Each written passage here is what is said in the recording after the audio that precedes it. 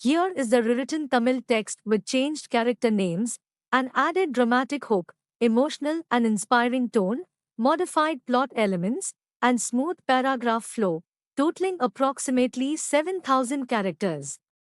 ஒரு சாதாரண மதிய வேளையில், ஒரு அமைதியான தெருவின் மூலையில், ஒரு தாயின் புன்னகைக்குப் பின்னால் ஒரு பேரிரவு மறைந்திருந்தது. அந்த இரவுதான் ஒரு குடும்பத்தின் சுவாசத்தையே நிறுத்தியது. என்னுடைய பெயர் கார்த்திக். சேலத்தில் ஒரு சிறிய வீட்டில் என் கனவுகளுடன் வாழ்ந்து கொண்டிருந்தேன்.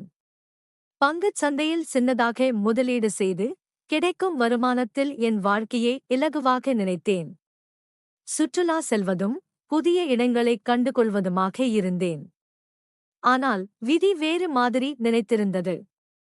எங்கள் வீட்டுக்கு அருகில் சுதா என்று ஒரு பெண்மணி குடிவந்தார். வயது 35 இருக்கும். சிவப்பு நிறத்தில், முகத்தில் ஒரு அமைதியான அழகு.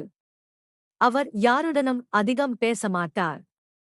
ஒரு குடும்ப பெண்ணாக, புடவையை இறுக்கிக் கட்டி, உடலில் எந்த இடமும் தெரியாதபடி மறைத்துக் கொள்வார்.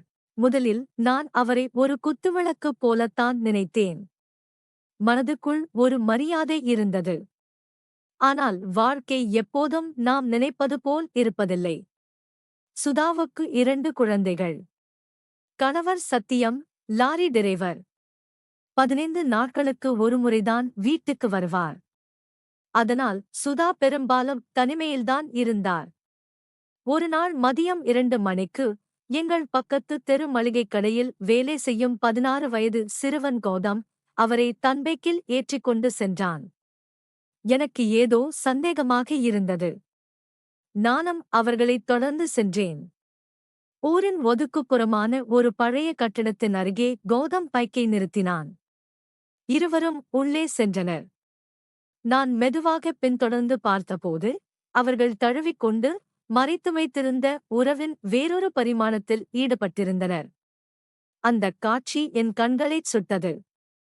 இந்த குடும்பத் தெய்வமா? இவ்வளவு பத்தினியாக நடித்தவரா? என் மனதில் ஒரு வெறிச்செல்லும் அதிர்ச்சி ஓடியது.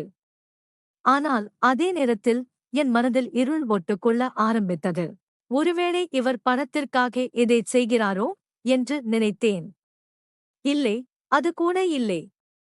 மாறாக, இந்தத் தகவலை வைத்து நான் அவரை கட்டுப்படுத்தலாமே என்ற எண்ணம் எழுந்தது.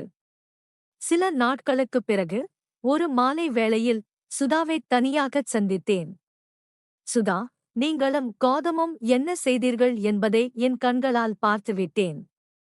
அதோடு, அதை வீடியோவிலும் பதிவு செய்திருக்கிறேன் என்று போய் சொன்னேன். அவர் முகம் வெளிறிப்போனது. இல்லை கார்த்திக், நான் அப்படிப்பட்டவள் இல்லை என்று மெல்லிய குரலில் சொன்னார். நான் தொடர்ந்தேன். ஒவ்வொரு மதியமும் 1:30 மணிக்கு நீங்கள் கடை முன் நின்று அவனுடன் செல்வதை நானே பார்த்தேன். இன்று மாலை 4 மணிக்கு உங்கள் வீட்டு மாடிக்கு வாருங்கள். இல்லை என்றால், இந்த பதிவுகளை ஊரெங்கும் பரப்பிவிடுவேன். அவர் அதிர்ச்சியுடன் என்னை பார்த்தார். சரி, வருகிறேன். ஆனால் வழியில் யாரிடமும் சொல்லாதே என்று கெஞ்சும் குரலில் சொல்லிச் சென்றார். நானும் என் அறைக்குச் சென்று மணியைப் பார்த்தேன். 3:30 மணி ஆகியிருந்தது. என் மனதில் ஒரு பயங்கரமான எண்ணம் ஓடிக்கொண்டிருந்தது. இவர் என் வலையில் விழுந்துவிட்டார். இனி இவரை எப்படி வேண்டுமானாலும் அனுபவிக்கலாம் என்ற தீய ஆசை என் சிந்தனையை கைப்பற்றியது. 4 மணிக்கு சுதாவின் வீட்டு மாடிக்குச் சென்றேன். அவர் துணி எடுக்க வந்து கொண்டிருந்தார். வாருங்கள் சுதா, பயப்படாதீர்கள் என்றேன். அவர் நிலை தடுமாறி, என்னை யாரிடமும் சொல்லாதே, என் வாழ்க்கை அழிந்துவிடும் என்று கெஞ்சினார். பிறகு கௌதமுடன் தனக்கு ஏற்பட்ட தொடர்பு எப்படித் தொடங்கியது என்பதை விவரித்தார். நான் கடைக்குப் போகும் போதெல்லாம் அவன் நன்றாக பேசுவான். வாட்ஸ்அப்பில் பொருட்கள் ஆர்டர் செய்யச் சொன்னான். பிறகு படங்கள் அனுப்ப ஆரம்பித்தான். எனக்கு ஆச்சரியமாகவும் புதிதாகவும் இருந்தது. அவன் சொன்னான், இப்படி பல ஆபாச குழுக்களில் நானும் இருக்கிறேன், உங்களுக்கும் இதுபோல புதுசாக அனுப்புகிறேன் என்று. பிறகு ஒரு நாள், நாம் இருவரும் இப்படி இருக்கலாமா என்று கேட்டான். நானும் மறுக்கத் தெரியாமல் சம்மதித்தேன் என்று அழுகையின் விளிம்பில் சொன்னார். அவர் சொல்லி முடிப்பதற்குள் நான் குறுக்கிட்டேன், இனி அவனுடன் வேண்டாம். அந்தத் தொடர்பை என்னுடன் வையுங்கள் சுதா. நீங்களும் அவனும் இருந்ததை பார்த்ததிலிருந்து உங்கள் மீதும் எனக்கு ஆசை வந்துவிட்டதையூட். அவர் அதிர்ச்சியாக என்னைப் பார்த்தார். கார்த்திக், நீ என்ன சொல்கிறாய்? சிறிது நேரம் அமைதியாக இருந்துவிட்டு, சரி என்றார் மெல்லிய குரலில். உடனே நான் அவரைத் தழுவினேன். அவர் சமீபத்தில் குளித்து வந்த வாசனை என் மூக்கைத் துளைத்தது. நான் முத்தமிட முயன்றபோது, இப்போது வேண்டாம், என் குழந்தைகள் 4:30 மணிக்கு வந்துவிடுவார்கள் என்று கூறி, இரவு 9 மணிக்கு மீண்டும் மாடிக்கு வரச் சொன்னார். நான் மகிழ்ச்சியுடன் சம்மதித்து, அவரின் தொலைபேசி எண்ணைப் பெற்றுக்கொண்டேன். அன்று இரவு 10:30க்கு நாங்கள் சந்தித்தோம்.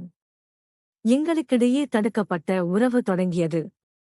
ஒவ்வொரு இரவும் அவர் குழந்தைகளை உறங்க வைத்துவிட்டு மாடிக்கு வருவார். 2 வாரங்களுக்கு ஒருமுறை வரும் சத்தியம் மட்டும் எங்கள் சந்திப்புக்கு இடையூறாக இருந்தார். ஆனால் விரைவிலேயே சத்தியத்திற்கு ஒரு விபத்து ஏற்பட்டது. அவரது காலில் பலத்த காயம். மருத்துவர்கள் இனி லாரி ஓட்டுவது கடினம் என்று சொல்லிவிட்டனர். சத்தியம் வீட்டிலேயே ஓய்வெடுக்கத் தொடங்கினார். எங்கள் தொடர்பு முட்டுக்கட்டையாயிற்று.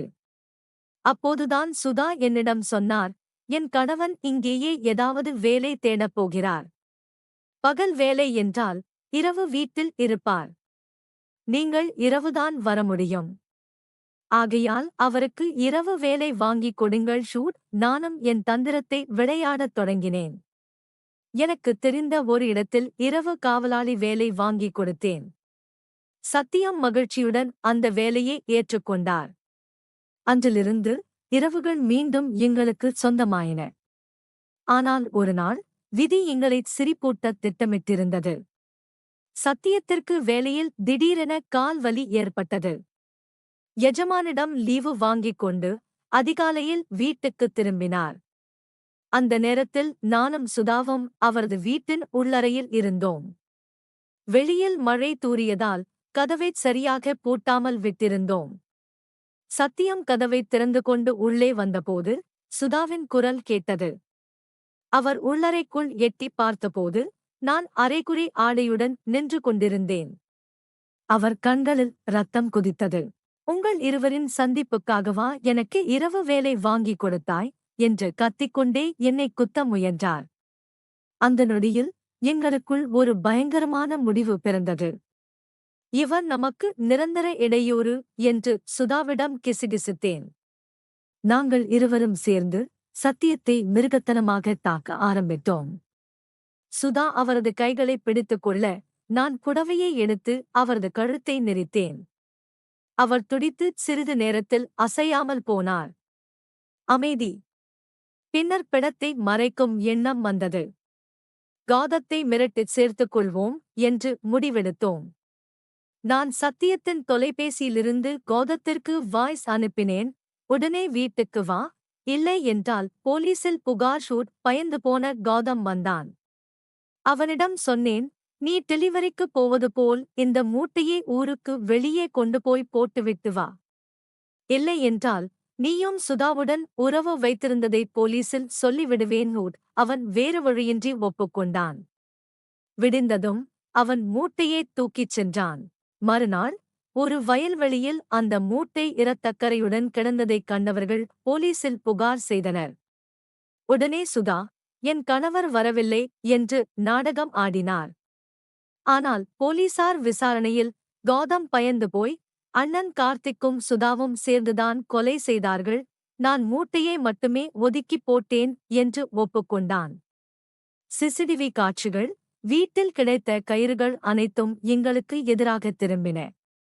சுதா முதலில் மறுத்தாலும் பின்னர் தன் பங்கை ஒப்புக்கொண்டாள். இறுதியில் நானும் கைது செய்யப்பட்டேன். ஊர் முழுவதும் பேசியது. குடும்பக் கடவுளாக விளங்கிய சுதாவா இந்த கொடுமையைச் செய்தாள்? ஆம், ஒரு தாய், ஒரு மனைவி தன் கணவனைக் காதலனுடன் சேர்ந்து கொன்றாள். இந்த கதையின் உண்மைப் பாடம் என்ன? ஒவ்வொருவருக்கும் பசி, தனிமை, ஆசை, விட்டுக்கொடுப்பு எல்லாம் இருக்கிறது. ஆனால் சரியான எல்லை தெரியாமல் போனால் மனிதம் மிருகமாகும் வரம்பு மிக மெல்லியது. எனக்குள் இருந்த வெறி, பொறாமை, தீய ஆசை ஆகியவை என் வாழ்க்கையை மட்டுமல்ல, ஒரு முழு குடும்பத்தையும் நரகத்திற்கு அனுப்பின. இன்று சிறையில் அமர்ந்து என் கையில் குளிர்ந்த இரும்பு விலங்குகளைப் பார்க்கும்போது ஒரே ஒரு விஷயம் மனதில் ஓடுகிறது. அன்று மதியம் நான் அந்தத் தெருவில் செல்லாமல் இருந்திருந்தால், அல்லது பார்த்ததும் விலகியிருந்தால், ஒரு தவறான சந்தர்ப்பத்தை ஒரு பாடமாக்கி முன்னே சென்றிருந்தால், இன்று நான் விடுதலையான மனிதனாக வெளிச்சத்தில் நடந்திருப்பேன். இருட்டுக்குள் நடக்க கற்றுக் கொடுத்த ஆசைதான் என் அழிவுக்குக் காரணம். நீங்கள் ஒருபோதும் இந்தப் பாதையில் நடக்காதீர்கள். ஒவ்வொரு முட்டாள்தனமான ஆசைக்குப் பின்னாலும் ஒரு பிணம் காத்திருக்கிறது என்பதை மறவாதீர்கள். இது ஒரு சாதாரண கதையல்ல, இது ஒரு கண்ணாடி. உங்கள் மனதின் இருண்ட மூலைகளில் நீங்கள் மறைத்து வைத்திருப்பதைக் காட்டுகிறது. அதைச் சரி செய்ய இன்றேயே துவங்குங்கள்.